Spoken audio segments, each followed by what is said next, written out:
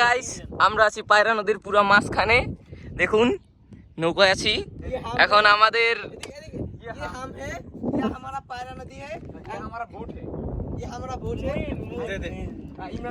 ये बोट से अभी हमारा छोटा भाई निकलेंगे, बहुत सुंदर से निकला। मेरा मेजो भाई निकला, मेरा बड़ा भाई लाभ देगा। देखुन এই যে मेरा बड़ा भाई लाभ देगा अभी।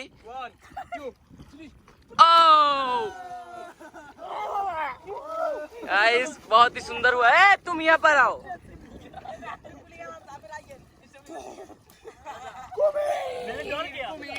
अभी हम बोट से बहुत ही करीब जा रहा है। देख लीजिए इसका बहुत ही बुकेर पाटा है। ये अभी नदीर मासखान से हम लोग किधर आए हैं? तुम लोग देख रहे हो हम लोग पैर नदी के पार है।